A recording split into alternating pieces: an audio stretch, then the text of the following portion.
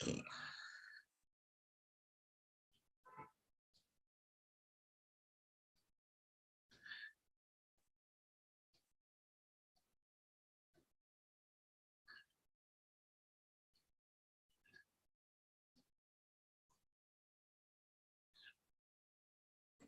Okay, so we start.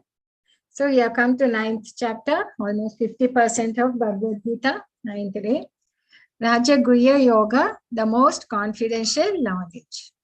Let us pay obeisance to Sri Radha Govinda.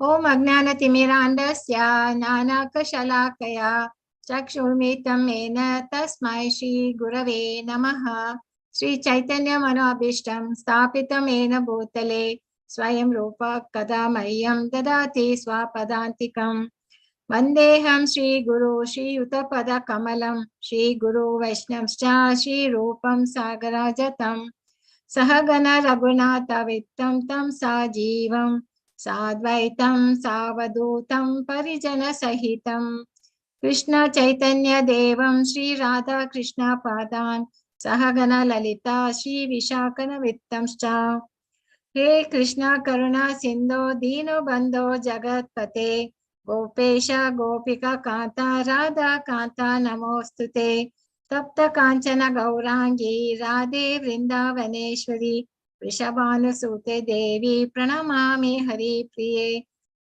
Vancha Kalpaturabhyascha Kripa Sindhavaya Cha Patitam Nam Pavinebhyo Vaishnavyo Namo Namaha Namo Om Vishnu Padaya Krishna Prastaya Bhutale Srimati Bhakti Vedanta Swamiti Namine Namaste Saraswate Deve Gauravani Pracharine Nirvishesha Shunyavadi Paschateshatarine Jayo Shri Krishna Chaitanya Prabhu Nityananda Shri Advaita Gadadara Shri Vasadi Gaura Bhakta Vrinda Hare Krishna, Krishna Krishna, Hare Hare, Hare Rama, Rama Rama, Hare Hare, Hare Krishna.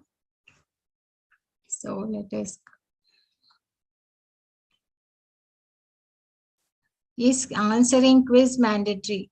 Yes, Mataji, if you want to have get the certificate, then quiz is mandatory. But quiz will help you also to understand whether we have learn something. No, it will always give us those are the pointers which will help us to remember what we have understood in Bhagavad Gita. Okay, Mataji? Not that, Mataji, what has happened, like every time I have attempted, it's like 8 out of 10. So they ask me again to try. So I did not understand. No, Mataji, 8 out of 10 is okay. You can go ahead. If you want to, you can try. That's all. There's nothing like, you have to try it again. Okay. Okay. It's only if you want to do it, you can do it. Otherwise, you can just submit it. Okay, Mataji? Okay. So now what, in recapping in this last 3, because now we are doing Bhakti Yoga. So in chapter 7, Jnana Vijnana Yoga, where Lord was talking about his energies, and then he finally said, fix your mind on Krishna. Krishna is the source of everything. Okay, and he said, this Maya, is a very powerful, and it is not that easy to overcome. Unless if you surrender, those who surrender to Krishna, they're easily cross it. So then he talked about 4 people who surrender and 4 people do not. And then he said they're worshipping the devatas or thing is only temporary. Okay. And then yesterday we saw Akshara Brahma Yoga, where we talked about how we can, if we remember Krishna at the time of death, he will surely go back to him. And then it's not that easy to remember just at the final hour, only by Abhyasa. So by people who do Anyanya Bhakta is only by devotional service we can go back to him. So we looked at that. And now we are going to give is a Rajaguhya. It's the most confidential knowledge. That is nothing else but practicing Anyanya Bhakti. That is devotional service. And here he will talk about 2 things which is required to go back to him. And we also learn about spiritual world and the material world. Okay. So in this chapter, there are 4 parts. Krishna glorifies the knowledge. The knowledge which is imparting now, he says, is the most Raja Vidya, king of knowledge. And then it talks the relationship with this world, Aishwarya Jnana. That is Krishna's relationship with this world. Then different type of worshippers are there. And then he glorifies the Ananya Bhakti. Okay. So that's what we do. Right. Then the Supreme Lord said, Arjuna, because you are, my dear Arjuna, because you are envious of me, I shall impart to you. I'm sorry, this is not never, no, that is invite. I'm sorry. You are never envious of me. I shall impart to you this most secret wisdom, knowing which you shall be relieved of the miseries of material existence. So now he's going to talk about knowledge. What is the knowledge he's going to impart to us? I mean, this knowledge, jnana, usually jnana means knowledge, which what we get from other things, but vijnana is going to give us wisdom, secret most wisdom. That is the realized knowledge. Okay. It says, knowing which you shall be relieved of the miseries of the material things. So what is the beneficial of this knowledge? What we are going to see is that we will be relieved from the material miseries in the material existence. Because he said, no, in the last chapter, it's a dukkhalaya. This world is a dukkhalaya. You are only getting flickering happiness. And to get out of this knowledge, you will be realizing this, you will be relieved. And another thing which he talks about here is, Arjuna, you are never envious of me. So anyone can give me I think I've asked you all, no? What is the definition of envy? Can you all remember, or you're not? Hare Krishna. What Jealousy, is Mataji. Jealousy. Anybody else can try? Jealousy is Mataji, envious means like you have, so the other person has something and I like it, but I don't like the fact that that person is having. Only I want to have it. Yes, that is the envy.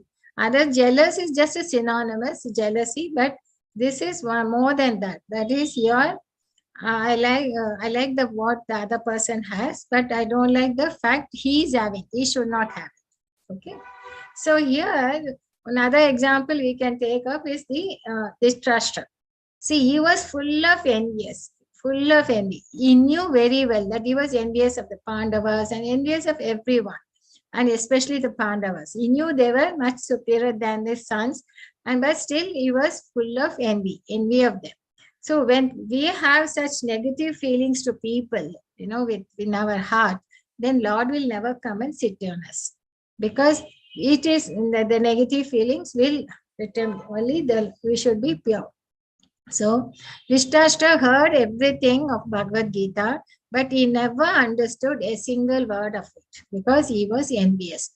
So he says, Arjuna, you are never envious of me, so I shall impart to you this secret wisdom. And it is a thing, and knowing which you will be relieved of the miseries of material existence. So that's one qualification for understanding Bhagavad Gita is we should not be envious. Raja Vidya Raja Guhyam Pavitram Idam Uttamam Pratyaksha Vakkamam Dharmyam Sushukam Kartum Avyayam. So this knowledge is the king of education. So why does he say it's the king of education? Can you all guess? Hare Krishna.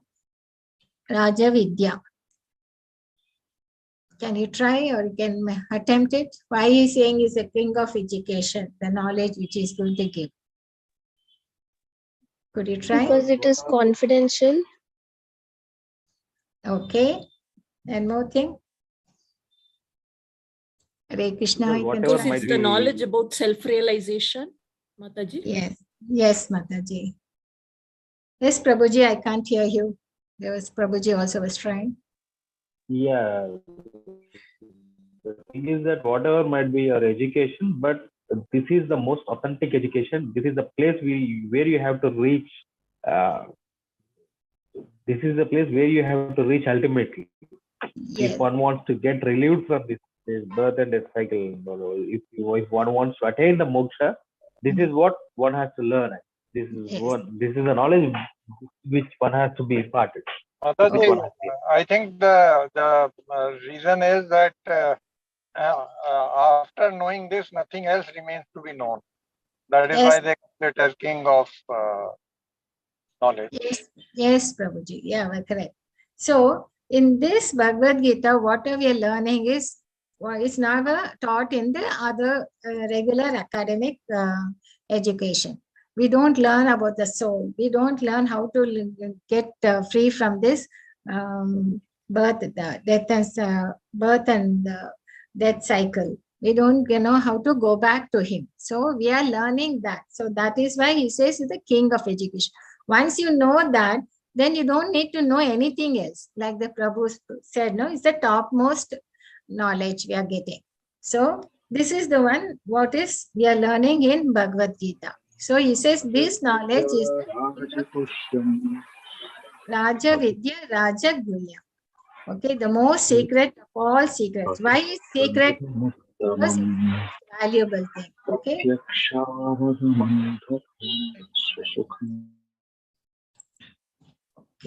Okay. So background. So this is the thing. Once we know this, we need not learn anything else. That's why he says it's Raja Vidya, and Raja Guya is most secret, because anything which is valuable, we keep it safely. No, we'll try to keep it. So that is why he says it's the most sacred of all secrets. And it is the purest, pavitram, because it will purify us, because this is what it does to us. Because now we are so much full of all misgivings and things. We are learning and learning. By learning this, we get purified. So it's the purest of knowledge, and it gives us direct perception of the self. And that is Pratyaksha Swagamam. It just gives us about our self-realization. Okay, by realizing. So it's a realized knowledge. It's not a knowledge, the thing. And it's a perfection of religion, is everlasting. And it is susukam, because joyfully performed. It's not that you're doing this, learning this under duress. It will, once you start working, you'll be going towards the Lord. So it will be most blissful and joyful. So he says it's a thing. That's what we said, no? Why it is called here as Raja Vidya, because this is the topmost education. The Supreme Lord said, my dear Arjuna, because you are never envious of me, I shall impart to you this secret wisdom, knowing which you shall be relieved of the miseries. Those who are not faithful on the path of devotional service, ye cannot attend me or conqueror of foes, but return to birth and death in this material. So another qualification is talks about is people who are not faithful in the path of devotional service, we cannot attain. So faithful means you might have made us beginning. We have made a beginning like this. We have started. But to keep going on that, we should be, the Shraddha should be there, isn't it? Otherwise, if we start doubting that everything, I mean, if you doubt, of course, we doubt here in this material world because there are a lot of people who cheat us, right? So in material world, you doubt, yes, okay, that is understandable. But we are learning from the topmost authority. He is the topmost, the Lord. So doubting him, that is not, you will be in the wrongful path. So doubtful, not the authority. Okay. So those who are not faithful on the path of devotional service, why they are not faithful? Because they'll be always doubting them. One conquer of us, but return to birth and death in this material world. So we need to be non-envious and have faith in this. So now we talk about the three things we learn here. What are the three things we are learning in Bhagavad-Gita? First is, we know that this is spirit and soul, and we are not the body. Okay, that is what we learned, and it is useful. Then we knew about, next we learned that we are the more confident that we are the part and parcel of the Lord, and knowledge on Lord is energies, and we can attain. So that is, we are knowing is the relation. See, now we know what we are, identity, our Brahman thing. Now secondly, we come to know we are part of him. That is all we saw, no? We are the marginal energy. We have also same energy as the Lord, that is the soul, and we are part and parcel of it. That's the next. Then now he's giving most confidential. What we are learning about pure bhakti. What we have to do with the Lord? we have come, our relation thing is to serve the Lord. So now he's talking about the pure bhakti and he portrays glories of God.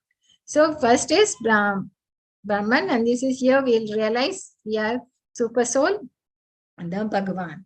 So he is the Bhagavan. So we are, our thing is to serve him. That is our position. So Maya tatam idam sarvam jagat avyakta murtina mat stanti sarva bhutani na chaham tesha avistha. By me in my manifested form, this entire universe is pervaded. All beings are in me, but I am not in them. So how do we understand this? That all beings are, all beings are in me, but I am not in them. How can we, it looks contradictory, but is there any confusion here? Hare Krishna. Can anyone explain this? No, this means Lord Krishna is omnipresent. He is present in all all living beings. But people who have not surrendered to Lord Krishna, Krishna is not with them. That is what he meant by this. By his energy is everywhere. He is pervading, meaning as energy everywhere. The sunshine is there all over the place, but the sun is away there, right? Mataji, can I try? Yes, Mataji. Yeah, so when he says all beings are in me, but I am not in them, that means this material universe, in this material world, he is there like in the form of Paramatma, but he's not in them. He's away from the, he's not influenced by the gunas of this world because he's transcendental. Yes, Mother. But thing is, the whole universe is maintained by his energies, isn't it? Like the sunlight, the sunshine is pervading everywhere. It's there in my room, it's there in everywhere, all over the world, right? But the sun is not here, no? Sun is away, the sun planet. Like that, he is there and his energy is there, which is, he is pervading through his energies, okay? But he is not in them. But he is away, he is the sun planet.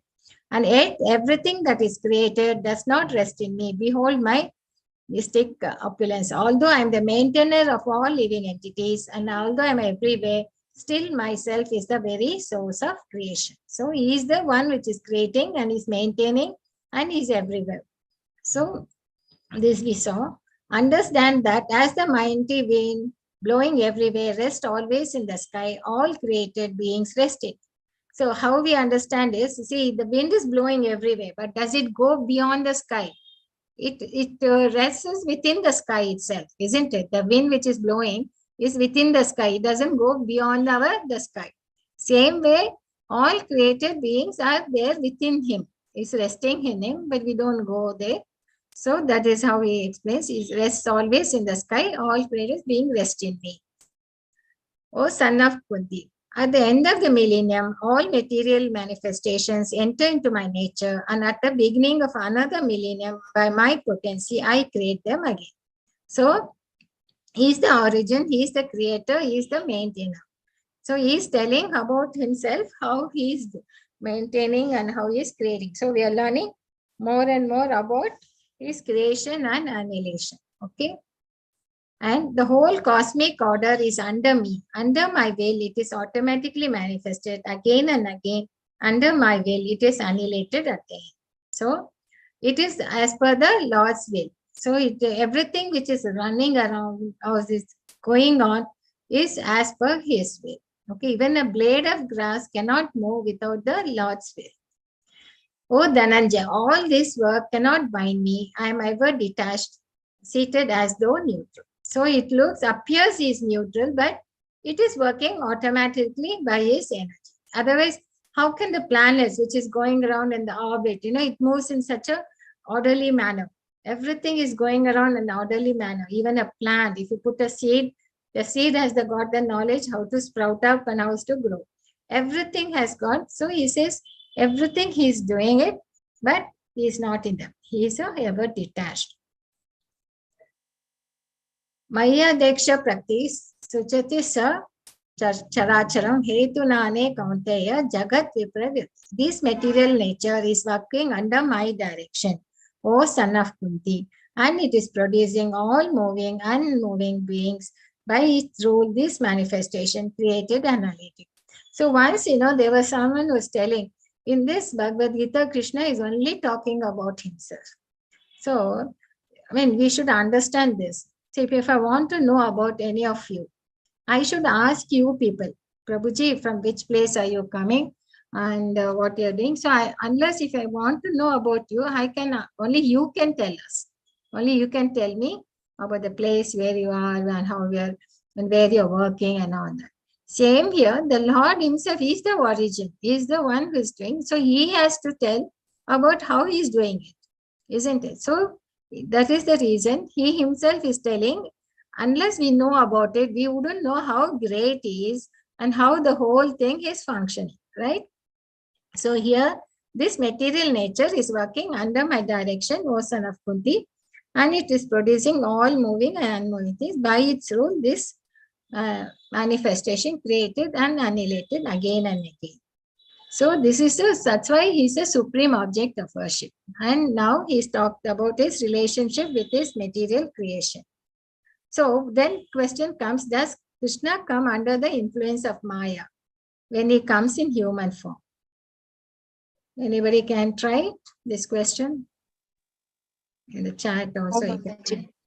He's transcendental. He's transcendental, so he doesn't come under the influence of the Maya. Yeah, he is transcendental. So he cannot come. He is the controller of Maya. He is beyond any bondage. Yes, Mother. Nice. So, avagnanti mam mudha manusham tanum ashritam param bhavam agnato mama bhuta maheshwa. So, fools deride me when I descend in the human form. They do not know my transcendental nature and my supreme dominant over all that. So, here he says, when he comes in the human form and as Krishna, many people never understood that he is a supreme Lord. They all thought he is just an ordinary being. So Prabhuji was telling us that today a nice example, like, the cloud is produced by the energy of the sun. By the heat of the sun, the water gets evaporated and the clouds are formed in the sky. And the clouds can obstruct the view of the sun. It can cover the sun and think. But when it covers the sun, it only obstructs our view. Only our vision of the sun is disturbed. But the sun is still there, right? So the cloud cannot disturb the sun, right? Same way, the Maya is being controlled by the Lord and it cannot disturb the Lord. So the same way, the clouds can disturb our vision, but not the sun itself. So in the same way, the Maya can only disturb us and not Krishna. So people here, but there are fools who do it. And why they do it, the Lord is telling. Then why they don't do some people not respect him here, because the reason he gives. Mogasya moga karmano, moga gnana vichestasha, rakshasam asurim chaiva, prakriti mohinam srita. So there are people who bring down Krishna down to the level of, ordinary people, an ordinary plateau. They are so, because they speak, they say he's not like that, he cannot be. And when they are bringing them, it is quite sinful. They bring down that their thoughts or their knowledge is wrong and they have asuric bhava. So those who are thus bewildered are attracted by demonic and atheistic views. They think there's no Lord and they can do anything, anything. So they get into that asuric bhava. In that deluded condition, their hopes for liberation, their fruitive activities, and their culture of knowledge are all defeated. So now he is telling how people do not understand this, even though he clearly says there are still people who don't believe. Okay. Now, so this is one end of the class of people. See, in this Bhakti Yoga section, he talks about the devotees, what kind of devotees will be there and non-devotees. and how we are. So here is the same thing. Those who are bewildered are attracted by demonic and atheistic views. In that deluded condition, their hopes for liberation, their fruitive activities, and are all defeated. This is Shishupala, how finally the Lord had to behead him. Okay. Now he talks about Mahatmas. Mahatmanas tu mam pata daivim prakritim asritaha bhajanti anyanya manasa natva bhutadim abhyayam. O son of Pratha, those who are not deluded, the great souls, are under the protection of the divine nature. They are fully engaged in devotional service because they know me as the Supreme Personality of Godhead, original and inexhaustible. So, they, the ones who are all the time engaged in devotional service, they're the Mahatmas, they're the extreme other end who are achieve the perfection. So they know him as the Supreme Personality of Godhead, and they are all the time Bhajanti Anyanya Manasu. Okay, so they are there. And such people, how they come under the protection of his divine nature. So such great souls who know that he is the Supreme Personality of Godhead, and they all the 24 hours, they are all the time engaged in devotional service. They come under the protection of divine nature. That is, divine nature is Yoga Maya. So they're always under the protection of, under his protection.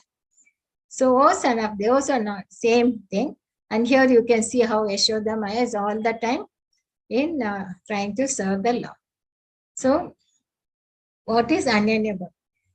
How they do that? Satatam kirtayanto mam yatansa cha dritta vrataha namashyanti cha mam bhaktya nitya yukta vasati. Always chanting Satata kirtayanto, my glories, endeavoring with great determination. Yatansa dritta vrata. Dritta vrata is great determination. They are determined to do just chanting his glories, and namashyanti cha, that is bowing down before me. These great souls perpetually worship me with devotion. Nitya yukta vasati. So they're all the time worshipping him and the thing here.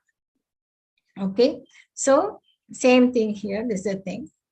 They are the great souls. So they are the great souls who are absorbed in him. They know he's the Supreme Personality of Godhead, and they're all absorbed in him, doing the Nitya worshipping him.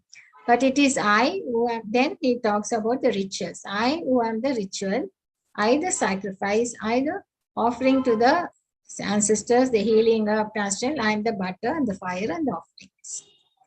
I am the father of this universe, the mother, the support and the grandsire. I am the object of knowledge, the purifier and the syllable home, and also Rig and the Sama and the Yajurvedas. So now he is telling all of that. So of the Pitama, that is, he is the Pitama, he is the original father, then support and same thing. Okay. I am the goal, the sustainer, the master, the witness, the abode, the refuge, and the most dear friend. I am the creation and annihilation, the basis of everything, the resting place, and the eternal seed. Okay. O Arjuna, I control heat, the rain, the drought. I am immortality. I am also death personified. Both being and non-being are in me. So now more of his glories we are learning. So now he is talking about, see, all that is there. He said, I am in the Samaveda and everything. But there are people who study the Vedas. He says in 20th verse, those who study the Vedas and drink the Soma juice, seeking the heavenly planets, worship me indirectly. Okay? They take birth on the planet of Indra where they enjoy godly life. It's not that they have studied and they become student and they can go to heavenly planets worship, but they are doing it indirectly. Avidya Purvikam. It is not direct. So, but when they enjoy the good life. And then he says, when they thus enjoyed heavenly sense pleasures, they return to this mortal planet again.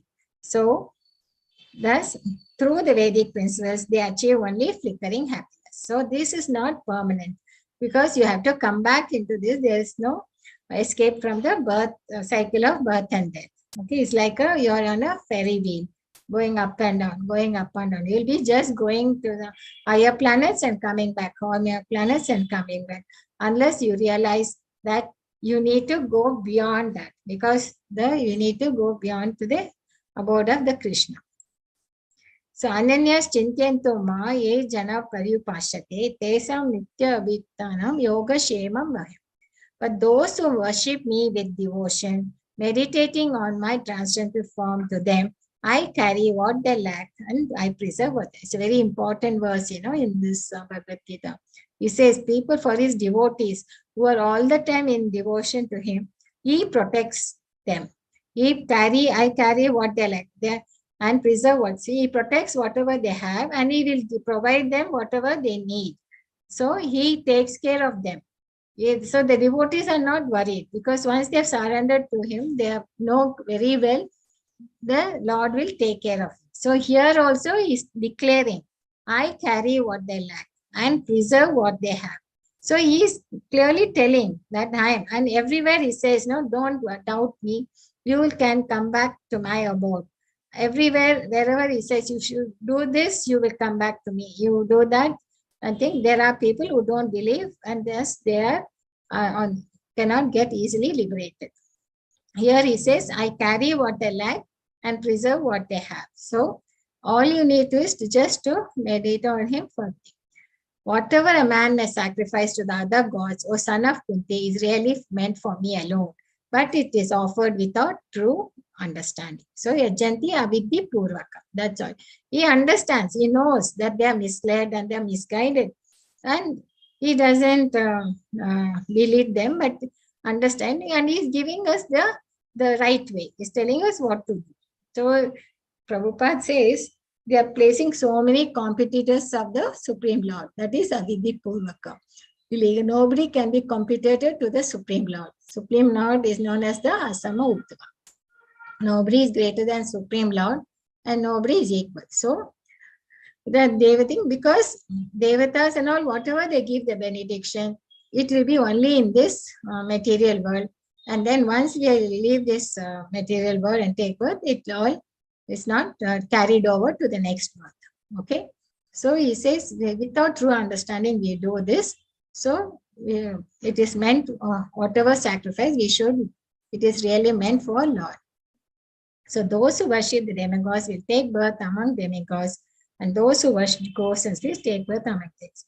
And those who worship me will live with me all the time. So I think there are many ways, but there's only one way to reach the Lord.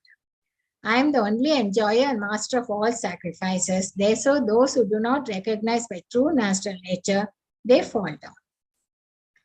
So all we need to do to him is Patram Pushpam Phalam Toyam Yome Bhaktya Prajachati Tad Aham Bhaktya Upahartam Ashnami Prayatana. If one offers me with love and devotion, just a leaf, a flower, a fruit, or water, I will accept it. See, he's not demanding anything. All he wants is your love and your devotion, because he's our father. And he's the thing. Any father who they want a child to come back home, isn't it? That's what he wants. And he doesn't want anything else. He wants us to go back to him with love and devotion. So he is telling, just Patram Pushpam Palam Toyam He Bhakta Prachati Tadam Bhakti Upatam. I accept it. So, O son of Kunti, all that you do, all that you eat, all that you offer and give away, as well as all austerities that you may perform, should be done as an offering into me. That is, we should go through Krishna, directly to Krishna and not indirectly. So what? Now everything. So, and everything is said, Yet karoshi, yet asnashi, yet yosi, dadasi, yet tapasyasi, kaunteya, that kurushva matra. So there is no ambiguity. He is very clearly spelling it out, what we should do and how we should do it as an offering to him, and we can go back. And what happens? So in this way, you will be freed from bondage to work and its auspicious and inauspicious results. So you will be free from bondage to the fruitive activities, and also to the punya karma or papa karma, everything. From their reactions, you are free from that. So with your mind fixed on me in this principle of renunciation, you will be liberated and come to me. So he is telling, if you do this, then you, all these four things, you will come back to me, and there's no bondage to the fruitive reactions. Okay. So then he continues to say, so when he talked about non-devotees, then he has talked about the Mahatmas and what they do, and just what he expects them is just love and devotion. Even if you offer a little fruit or patram pushpam phalam, it's just only thing we have to offer it with love and devotion. And then he says, by doing that, what be the benefits? We get free from the bondage of work, and we can go back to him. And then he continues to say, I envy no one, nor am I partial to anyone. I am equal to all. But whoever renders service unto me in devotion is a friend. I am also a friend to him. So he says, I am equal to all, but he's partial, he's showing some special mercy to the devotees, isn't it? Why? I mean, it looks like contradiction. How can Krishna be equal to all but partial to his devotees? Can we make a understand in this? It looks like contradictory, but anyone can explain this? He is controlled by his devotees. Okay, then others, Prabhuji's, I think there's a spelling mistake, all, but not sure. Prabhuji also can try. Here the devotion is key to Krishna, madam. Krishna Baba. Whoever has this key of devotion, then they can reach Krishna very easily. Yeah, so he is talking about his reciprocal, how he is reciprocating to the devotees. See, then he is not reciprocating to the devotees in the material platform. See, in material platform, he gives everyone. Everyone gets the sunlight, everyone gets a ray, everything is given equally. There's nothing. But to devotees, he is reciprocating on the transcendental platform. So they get the mercy there to understand him, to get the knowledge and all that. He reciprocates to that in that platform, not in the material platform. Okay. So that is the thing why he is partial to them, because he will give them the understanding. Okay, to go back to him. But he continues to say, Api chet sudaracharo bhajate mam anyanya bhakt sadur eva sa mantaya samyak vyavastha. Even if one commits the most abominable action, if he is engaged in devotional service, he is to be considered saintly because he is properly situated. Now, this all also will give a confusion, thinking that he is doing all abominable action, but still he can. Why does God forgive such persons? Why is that God is forgiving him? Why is he pampering? It looks like, doesn't look reasonable. How he can forgive such a sinful person? Because he says, no, they commit the most abominable action, even if they do. But if he's engaged in devotion, we'll think, okay, let's do chanting, and then also do sinful reactions. Then because anyway, God will forgive. But is it that what he's trying to tell here? So we need to understand this verse very well, because what he's trying to tell us is sometimes, see, once you come into this Krishna consciousness, in the beginning, we'll be making many mistakes. Like we can, in the beginning, we don't know, we might make mistakes. But he is merciful, because when the mother is always merciful. No, he wants us to learn. He wants us to. So you might, once you have determined to be in this Krishna consciousness, once you have determined to do devotional service, there will be possibilities of committing mistakes. But if you are determined to do it, devotional service, he will forgive your mistakes. Why? Because he knows you will come back to him. You are properly situated. That is, you're properly decided. So he knows your attitude and he knows your endeavor. And also he knows that these accidents can happen while you're doing this path. So in the next verse, if you see, he quickly becomes righteous and attains lasting peace. O son of Kunti, declare it boldly that my devotees never perishes. So he knows that even if he makes mistakes and things, he will give them leeway and he will encourage them to be in the devotional path. And slowly, he will come to the rightful way. So he quickly becomes righteous and attains lasting peace. So that means we will think, no, at this time I have come at the last stage and trying to understand this. Will Lord forgive us? He will forgive. See, because once you determine and take to this path and start working on this, trying to do this, start off with the beginning with doing the chanting Hare Krishna mantra, so that we can keep remembering him and keep talking to him. Once we start do that, so it might be in the beginning we'll be making many mistakes. We might not be doing it properly, but still he says he will forgive us as long as we are determined to be in this path and to be in this consciousness and to do devotional service to the Lord. So because he knows ultimately we'll come back to him. So he ultimately becomes righteous and attains lasting peace. O son of Kunti, declare it boldly that my devotee never perish. Why does he say, Arjuna, you declare, and not why he is not declaring? Because he loves his Because devotee. nobody, Yes, because Mother. nobody will believe him, because he can break his promises.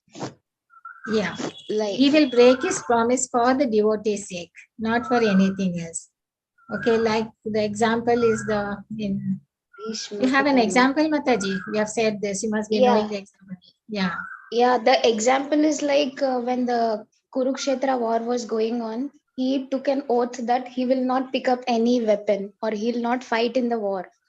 But on the other hand, Bhishma Pitama, he also took an oath that Krishna he has to take a weapon. That was his desire. So because of that, Bhishma Pitama's desire, Krishna took up the chariot of a wheel and he was trying to attack him. Yeah. Yes. So because Bhishma Dev like was fighting so aggressively, and he had to protect Arjuna. So then he had to take the arms to counteract the Bhishma. But he didn't want Bhishma Dev to lose his promise. So he rather break his own promise, not his devotee's promise. Okay. So that way, for him, devotees is the ultimate. Right? So here he says, declare it boldly that my devotees never perishes. Thank you, Mataji, for this. So finally, the concluding here in this section, Manmana Bhava Madbhakto Madhyaji Mam Namaskaru Mam Yavashay Yuktavayam Atmanam Mat Paryana.